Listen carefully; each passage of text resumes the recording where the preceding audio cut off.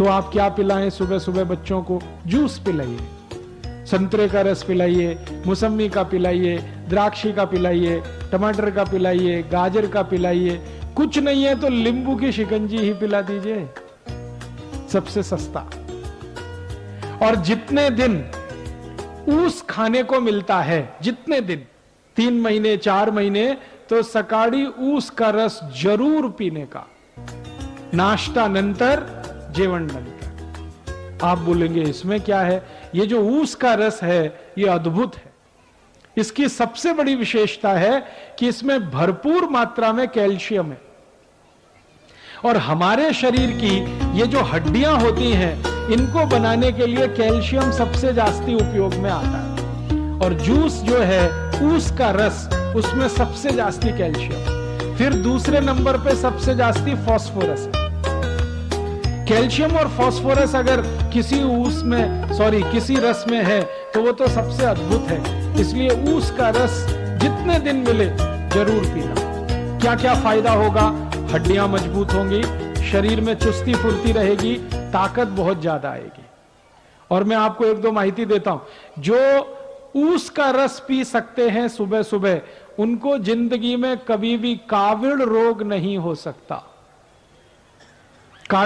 काविड़ समझते हैं मराठी में? जॉन्डिस, आंखें पीली पीली हो जाती हैं, लघवी एकदम पीली आने लगती है, शरीर टूट जाता है, बिस्तर पे लेटना पड़ जाता है। और काविड़ की दुनिया में औषध नहीं है।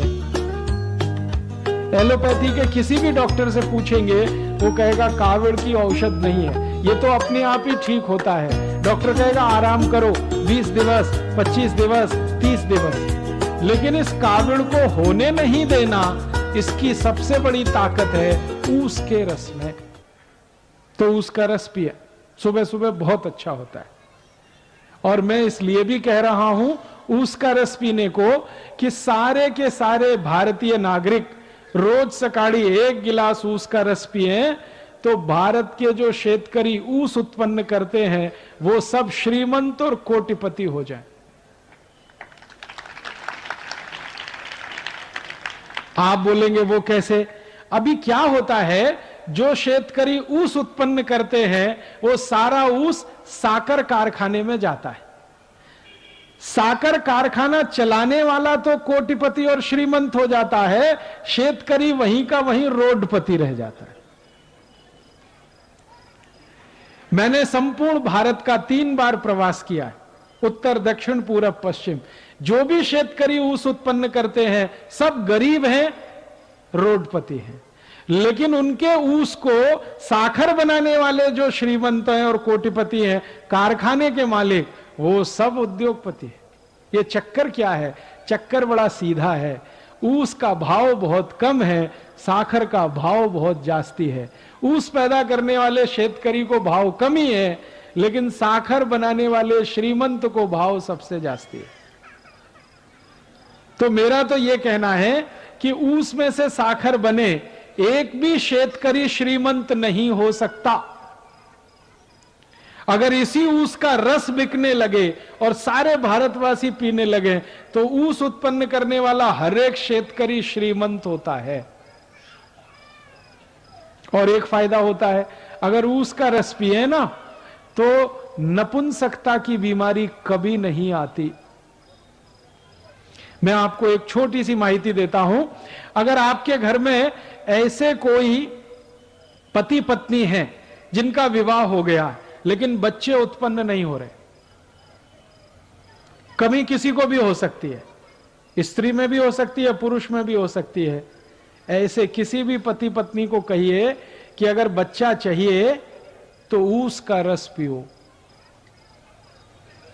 और क्या डालकर पियो? चूना डालकर पियो। चूना देखा है पान में जो लगाते हैं, वो चूना 1 ग्राम 1 गिलास ऊस के रस में मिला के 3-4 महीने से 5-6 महीने तक कोई भी पी ले, बड़े आराम से बच्चा हो जाएगा।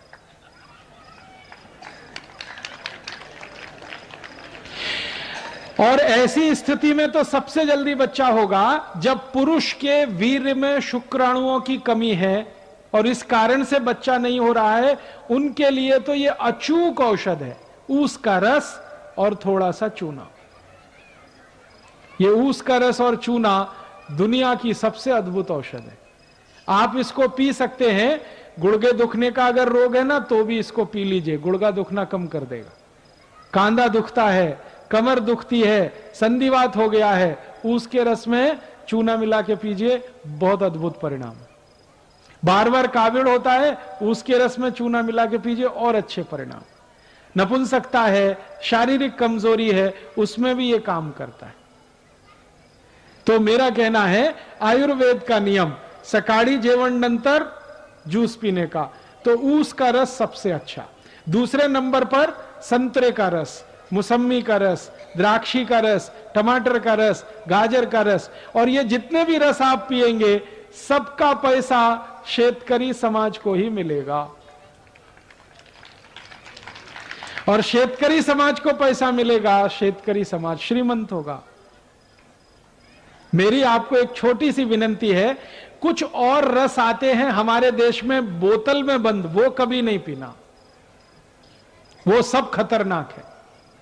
जैसे बोतल बंद, बाटली में बंद एक रस आता है, पेप्सी कोला, एक है Coca Cola, Thums Up, Limca, Citra, Mirinda, mango Frooti, ये सब बाटली में बंद आते हैं ना, और पैकेट में भी बंद आते हैं। ये खराब है, इनको नहीं पीना, क्योंकि इनमें दम नहीं है। आप बोलेंगे क्या दम नहीं है, इनमें है क्या? मैं विज्ञान का विद्यार्थी रहा हूं, और विज्ञान के विद्यार्थियों के ऐसे 14 तरह के केमिकल मिलाए जाते हैं, और ये सब जहर हैं, सभी विष हैं। ये पेप्सी और कोका कोला में तो एक केमिकल मिलाया जाता है, उसका नाम है फॉस्फोरिक एसिड। ये फॉस्फोरिक एसिड से आप जानते हैं क्या बनता है? संडास साफ करने वाला हार्पिक। आपने टीवी जाहिरात देखा? हार्पिक, वो संडास पात्र पे डालो, 2 मिनट में फ्लश करो, झकाझक सफेद कर देता है। वो कैसे कर देता है? उसमें एसिड मिलाया हुआ है, जिसको तेजाब कहते हैं, और उसका नाम है फॉस्फोरिक एसिड। वही एसिड पेप्सी, कोका कोला में भी मिलाया जाता है। तो एक बार मैंने सोचा कि हार्पिक से अगर संडास साफ हो सकता है, तो पेप्सी से भी होना चाहिए, क्योंकि दोनों में एसिड है। तो मैंने मेरे घर में करके देखा। मैंने मेरे घर में क्या किया, 1 महीने तक संडास साफ नहीं किया, खूब गंदा हो गया, एकदम पीला पीला कचरा जमा हो गया उसमें।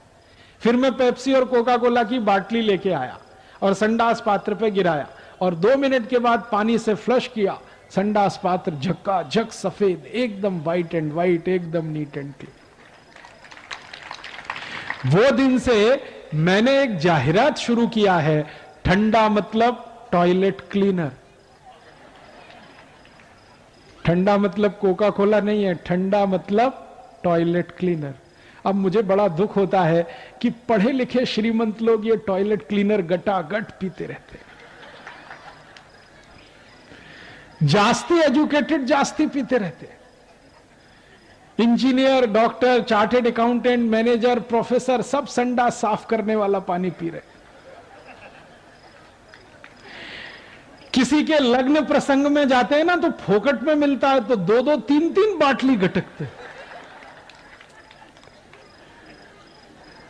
और पीने वाले घर में अकेले नहीं पीते, कोई मेहमान आ गया उसको भी पिलाते। एक तरफ कहते हैं अतिथि देवता होता है, देवताओं को ही संडास साफ करने का पानी पिलाते रहते। और कुछ अतिथि अपने घर में ऐसे आते हैं जो कहते हैं ठंडा लाओ, माने हमको संडास साफ करने का पानी पिलाओ।